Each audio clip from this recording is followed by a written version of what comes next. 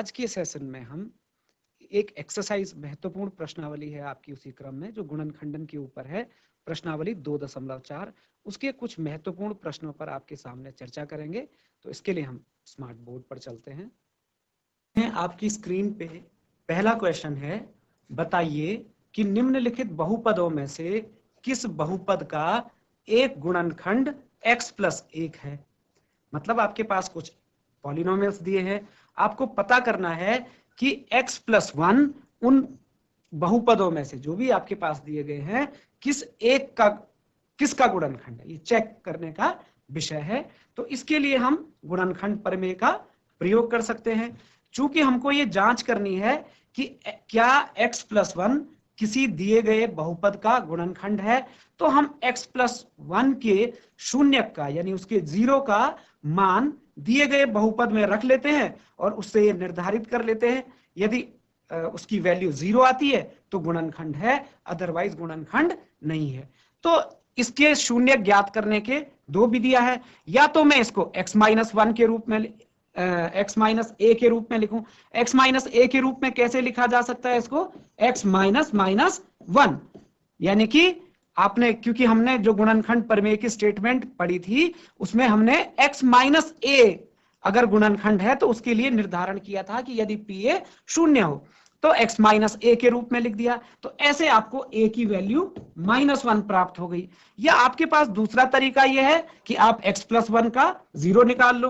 तो x plus 1 का 0 माने x प्लस 1 को 0 कर लो तो x की वैल्यू फिर भी -1 आती है।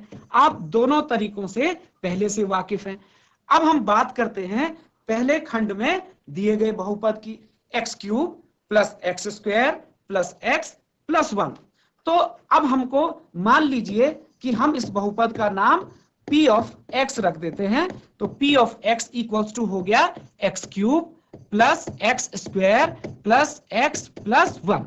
अब इसकी वैल्यू हमको p ऑफ a की वैल्यू हम निर्धारित कर चुके हैं, a की वैल्यू -1, p ऑफ -1 निकालें, यानी बहुपद के ऊपर जहां जहां x है वहां हम x के स्थान पर -1 को प्रतिस्थापित कर देंगे। तो -1 का क्यूब प्लस -1 का स्क्वायर प्लस -1 प्लस 1। अब आप देखिए इसको सॉल्व कर सकते हैं। -1 का क्यूब इज -1, -1 का square is +1, plus into -1 this is -1 and this is +1।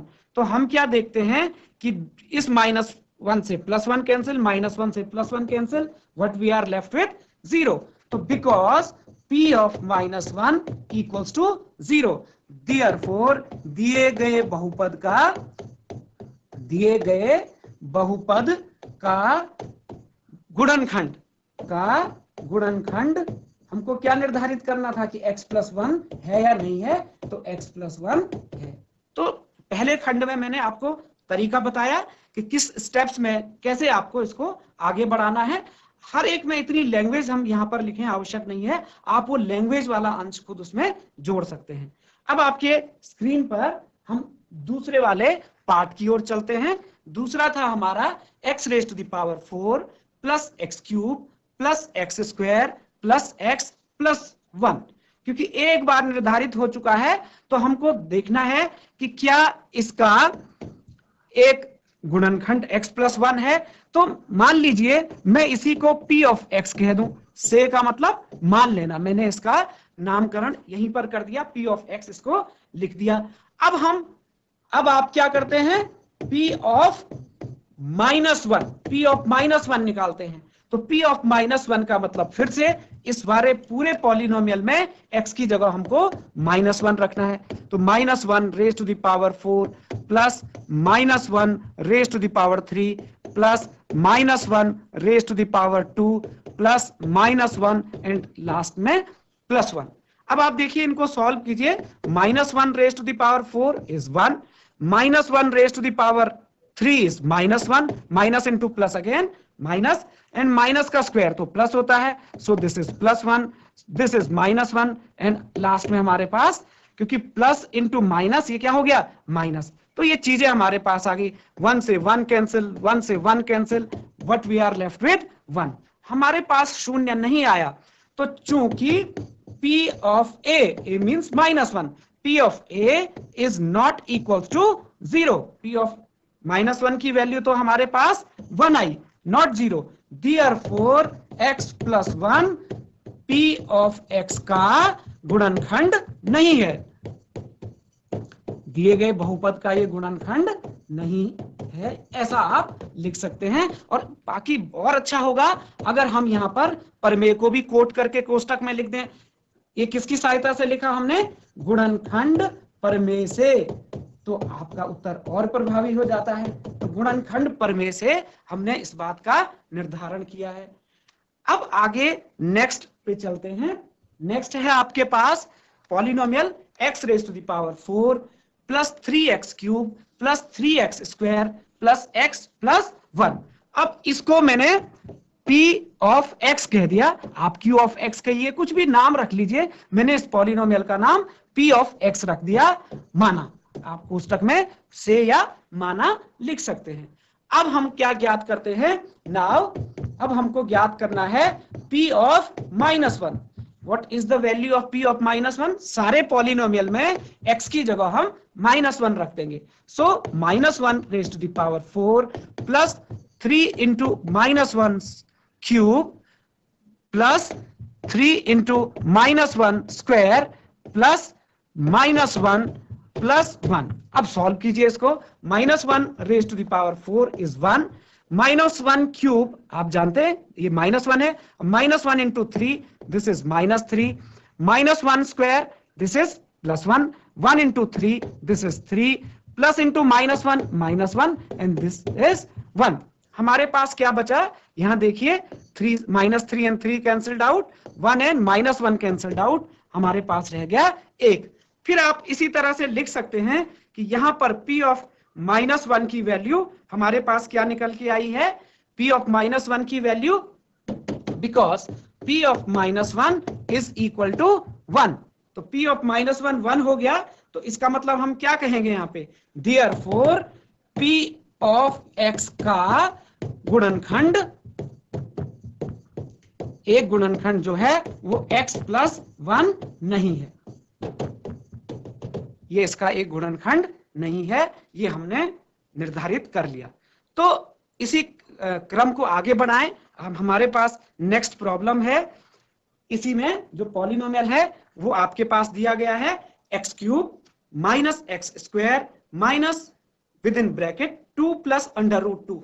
ये ध्यान देंगे, ये 2 प्लस √2 के बाहर कोष्टक लगा है, यानी -x इन दोनों से गुणा हो रहा है, या x का कोफिशिएंट -2 प्लस √2 है. ये ध्यान देंगे, प्लस √2.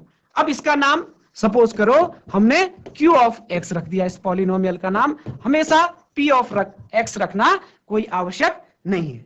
तो प्यारे बच्चों, हम देखते हैं कि उसी तरीके से हम क्या करेंगे?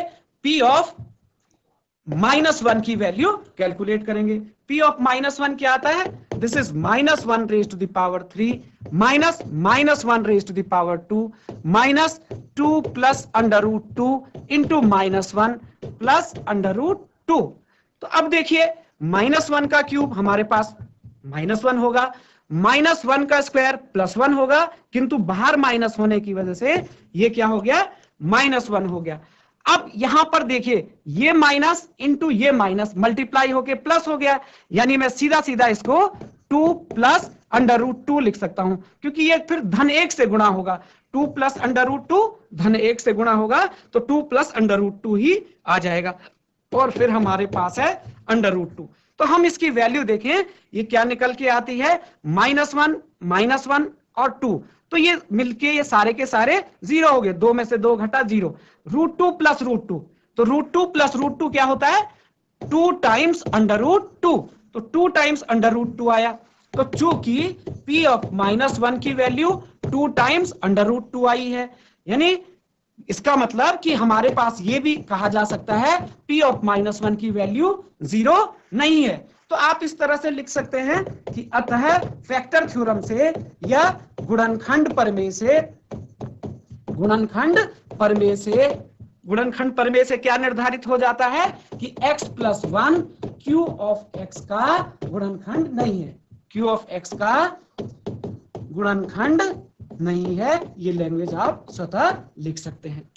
अब ये कुछ प्रॉब्लम थी, मैं उम्मीद करूंगा कि आपने ये समझ ली है और ऐसी अन्य समस्याओं पर भी आप अभ्यास करेंगे। अब लास्ट सेशन में हमने आपको ये बताया था कि द्विघातीय बहुपदों के गुणनखंड किस तरह से करने हैं। उसमें से एक बढ़िया तरीका आपके पास है स्प्लिटिंग द मिडिल टर्म, जिसको हम मध्य पद विभाजन के नाम से जानते हैं। तो गुणनखंड ज्ञात करने आपकी स्क्रीन पे जो पहला क्वेश्चन आ रहा है वो है 12x² - 7x + 1। तो देखिए अब हम इसको क्या कर दें, इसको भी कुछ नाम चाहे तो आप नाम रख दें। इसका नामकरण मैंने कर दिया p(x), इसका नाम p(x) मान लिया। बहुपद का आप कुछ भी नाम रख सकते हैं। तो अब हम इसके गुणांकों पर विचार करें। अगर मैं मानक द्विघातीय बहुपद से इसकी तुलना करूं तो ये ax² + bx + c, तो ऐसे में a का मान 12, b का मान -7 और c का मान 1 आएगा। तो कुल मिलाकर के बड़ी प्रक्रिया से अगर आपको बचना है तो हम क्या करेंगे, ये जो लास्ट का कांस्टेंट टर्म है और इस x² का जो कोफिशिएंट है, गुणांक है, दोनों की गुणा कर लेते हैं। तो 12 एकम 12। अब आपने मध्य पद यानी जो -7 है उसको इस तरह से तोड़ना है, -7 को इस तरह से तोड़ देना है कि उसके टुकड़ों का योग तो -7 आए लेकिन उन टुकड़ों का गुणनफल 12 आए। तो देखिए माइनस योग आए और प्लस में गुणनफल आए, तो इसका मतलब दोनों हमारे पास नेगेटिव हो सकते हैं। आप विचार कीजिए, हिट एंड ट्रायल से ही आप पता लगा देंगे। -4 एंड -3, जब हम इन दोनों को ऐड करते हैं, जोड़ते हैं, तो -7 आता है। और जब मैं इसकी और इसकी प्रोडक्ट करता हूं, गुणा करता हूं, तो मेरे पास 12 प्राप्त होता है। तो देखिए अब हम क्या कर सकते हैं, इसको फैक्टर करने के लिए देयरफॉर p(x) = 12x²। पहला टुकड़ा क्या हो सकता है, -4 × x। देखिए -7x के -4x और -3x, इस तरह से दो टुकड़ों में टूट गया और ये आ गया आपका +1 लास्ट वाला। अब दो को एक साथ लेकर के इनका साहचर्य मान लीजिए, इसका और इसका, और इस बाद के दो पदों का, और इनमें कॉमन ढूंढिए कि क्या कॉमन है। पहले दो पदों में हम देखते हैं कि एक तो 4 से विभाज्य है और दूसरा x से विभाज्य है। तो 4x हमारा कॉमन आ गया। 4x कॉमन लेने पर, 4x कॉमन लेने का आशय है कि 4x से मुझे इन दोनों को विभाजित करना है। तो 4 × 12, तो 3x, ये 3x बचा। 12x² को जब 4x से भाग दिया तो 3x बचा। आप जांच करने के लिए वापस इन दोनों का गुणा करेंगे, 4 × 3 = 12, x × x² वापस भी चेक कर सकते हैं कहीं कुछ गलती तो नहीं हुई। ऐसे 4x को 4x से डिवाइड करेंगे तो क्या बचेगा, -1। इसी तरह से इन बाद के दो पदों में हमारे पास -1 तो फैक्टर है ही है, -1 कॉमन ले लीजिए। तो -3x बटे -1 मीन्स +3x और +1 बटे -1 मीन्स -1। जब आप खूब अभ्यास करते हैं तो आप ये काम बड़े जल्दी जल्दी कर सकते हैं। तो हमने देखा कि दोनों, अब आपके पास दो पद हैं, पहला पद ये है और दूसरा पद ये है। तो इन दोनों पदों से आप विचार कीजिए कि क्या कॉमन लिया जा सकता है। इन दोनों पदों से हम 3x - 1 जो ब्रैकेट है इसको कॉमन ले सकते हैं। तो इससे बचा हमारा 4x और इससे बच गया -1। तो 3x + 1 × 4x - 1, सॉरी, या दिस इज 3x - 1 लिखना था, इसको ठीक कर लेते हैं। हमारे पास ये वाला जो फैक्टर है, ये वाला फैक्टर दिस इज 3x - 1 है। तो 3x - 1 × 4x - 1, इस तरह से हमारे पास इसके फैक्टर हो गए। हमको ये लिखना था आगे से, इस साइन, इसका क्या है बीच में साइन माइनस, तो 3x - 1 × 4x - 1, इस तरह से हमारा इसका फैक्टर हो गया। अब हम इसी तरह के नेक्स्ट प्रॉब्लम पे चलते हैं। आपके पास स्क्रीन पे है 2x² + 7x + 3। हमको इसके फैक्टर करने हैं। तो जैसे अभी तक हम मानते आए हैं कि इसको भी हम सपोज करो q(x) कह देते हैं, यानी इस बहुपद का नाम हमने q(x) रख लिया। अब एक्स स्क्वायर के गुणांक को और अचर को जो लास्ट में कांस्टेंट है दोनों की गुणा कर लीजिए। 2 गुणा 3, 2 गुणा 3 का मतलब 6 हो गया। अब हमको इस 7 के इस तरह से 2 टुकड़े करने हैं कि उन टुकड़ों का योग तो 7 आए और गुणनफल 6 आए। तो क्या होगा 6 और 1, 6 और 1 को आप जोड़ेंगे 7 आएगा और 6 और 1 की अगर हम प्रोडक्ट कर देंगे तो हमारे पास 6 आ जाएगा। तो देयरफॉर हम q ऑफ x को इस तरह से लिख सकते हैं, दिस इज 2x स्क्वायर। अब प्लस 7x को क्या लिखेंगे, plus x plus 6x। 1x का मतलब x ही तो हुआ, तो x और 6x 7x, देखो एक x और एक 6x इस तरह से होना था, और प्लस साथ में हमारे पास बचा है 3।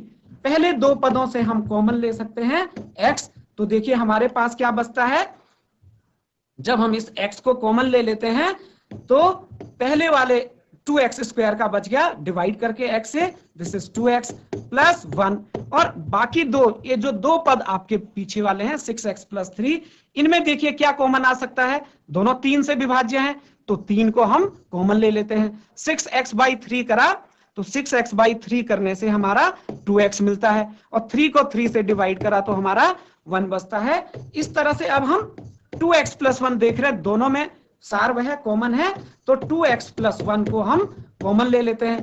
तो जब मैं इस पूरे पद को, इस वाले पद की बात कर रहा हूं मैं, यहां से यहां तक, जब इस पद को 2x प्लस 1 से विभाजित करता हूं तो मेरे पास क्या बचता है, केवल x।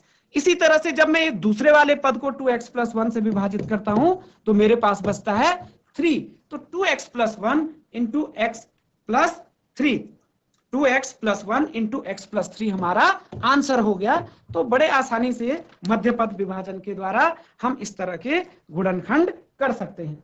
अब आपके स्क्रीन पे ये है, ये आज के लिए आपका असाइनमेंट है। 6x square plus 5x minus 6, इसका आप गुणनखंडन करेंगे, जो कि इसी क्वेश्चन का तीसरा पार्ट है। एक फिर से आपके पास असाइनमेंट है 3x square minus x minus 4, यहां चिन्हों का जरा ध्यान रखेंगे आप। 3 4 जब माइनस 12 आएगा, अब आपको माइनस 12 गुणा आना चाहिए और माइनस 1 क्या आना चाहिए, योग आना चाहिए। हिंट दे दूं, चिन्हों का आप इसमें ध्यान रखेंगे, इसको आप स्वयं एक्सरसाइज के रूप में करेंगे। अब हम नेक्स्ट प्रॉब्लम की ओर चलते हैं, जो एक स्तर ऊपर है, यानी अभी हमारे सम्मुख एक त्रिघातीय बहुपद है, इसके हमको गुणनखंड ज्ञात करने हैं। संभवतया इस तरह का भी एक आध एग्जाम्पल हमने आपको सिखाया है कि किस तरह, कौन सी प्रक्रिया हम अपनाते हैं इस तरह के बहुपदों के गुणनखंड में। द्विघातीय का तो आसान है, अब त्रिघातीय के लिए हमको विचार करना होता है। तो इसके लिए हम सबसे पहले इसमें हिट एंड ट्राई करिए। पहले इसका नाम हम कुछ मान लें। सपोज करो मैंने इसका नाम रख दिया p ऑफ x, माना, अर्थात मैंने इस बहुपद का नाम p ऑफ x रख दिया। तो अब आपने क्या करना है कि p ऑफ x में x की जगह 1, -1, 2, -2 इस तरह की इंटीग्रल वैल्यू रख के देखिए, आपको हिट एंड ट्रायल करके कोई ना कोई फैक्टर अवश्य मिल जाएगा। तो अब हम इसमें जैसे p ऑफ 1 रखा मैंने, तो p ऑफ 1 से स्टार्ट करते हैं। अगर p ऑफ 1 ही 0 मिल गया तो इसका मतलब x माइनस 1 एक गुणनखंड हो जाएगा। तो p ऑफ 1 रखने का मतलब है ये हो गया 1 का क्यूब माइनस 2 इंटू 1 का स्क्वायर माइनस x की जगह आपने रखना है 1 प्लस 2। अब देखिए 1 का क्यूब क्या हो गया हमारा 1 का स्क्वायर 1 और 1 की 2 से multiply minus 2, and this is -1 and this is +2। तो -2 से +2 कैंसिल आउट, 1 से -1 कैंसिल आउट, हमारे पास आ गया 0। तो ये तो अच्छी बात है कि पहले ही चरण में मिल गया। आप अगर P1 0 नहीं आया तो संभवतः या P-1 आ सकता है, फिर आप P2 चेक करें, फिर आप P ऑफ -2 चेक करें, तो कहीं ना कहीं एक आध फैक्टर आपका इस तरह से मिल सकता है। तो अब क्या लिखेंगे हम, अतः गुणनफल प्रमेय से, बाय फैक्टर थ्योरम, गुणनफल प्रमेय से x -1, क्योंकि P ऑफ 1 0 आया, इसका मतलब a की वैल्यू 1 है, तो x माइनस a एक गुणनखंड होगा। तो अतः गुणनफल प्रमेय से x minus 1 p of x का गुणनफल है, गुणनखंड है, इसका एक फैक्टर है, ये हमने निर्धारित कर लिया। अब आपको क्या करना है, अब देखिए एक फैक्टर मिलने के बाद ही हमारी आगे की प्रक्रिया प्रारंभ हो। P of x equals to हम लिखते हैं P of x equals to X cube. अब x क्यूब के बाद क्या लिखूं, इस -2x² का क्या हिस्सा लिखूं कि कुछ कॉमन लेने के बाद ब्रैकेट में x -1 बचे, तो निश्चित रूप से -x², तो इस -2x² का एक x² ये आ गया। अभी एक -x² हमारे पास बचा है। अब -x, अब इस x में मैं क्या करूं, मैं ऐसा इसमें +x कर लेता हूं इसमें से, ताकि इन दोनों में से मैं कॉमन लूं तो x -1 बचे। तो अर्थात मैंने ये x फालतू जोड़ दिया है, तो इस वाले x एक x और घटा दूंगा, एक -x है तो अब कितने x हो गए, -2x, और लास्ट में हमारे पास बचा है +2। अब आप देखिए दो पदों का अगर हम साहचर्य स्थापित करते हैं तो हर दो पदों में से x -1 कॉमन आता दिखता है। तो x² हम कॉमन ले लेते हैं, तो ये बच गया x -1। यहां पर भी हम -x कॉमन ले लेते हैं, तो ये बच गया x -1। यहां -2 कॉमन ले लेते हैं तो x -1। तो आप देखिए x -1 जैसे ही कॉमन लिया, x² -x -2 आया। प्यारे बच्चों, इस दूसरे वाले जो ये वाला ब्रैकेट है, ये क्वाड्रेटिक पॉलिनोमियल है, इसके फैक्टर आप बड़ी आसानी से ज्ञात कर सकते हैं। तो इसको स्वयं आप करेंगे तो इसके फैक्टर हमारे पास आ जाएंगे इस तरह से, इसके फैक्टर आ जाएंगे x -1 इंटू, यानी ये जो ब्रैकेट है इसके फैक्टर हमारे पास निकल के आते हैं x -2 into x +1 by splitting middle term. -1 के टुकड़े कीजिए जैसे अभी थोड़ा देर पहले बताया था। तो इसी के बाद जो अन्य प्रॉब्लम है इस एक्सरसाइज की आप स्वयं अभ्यास कीजिए, और आज के सत्र को यहीं पर समाप्त करते हैं। धन्यवाद।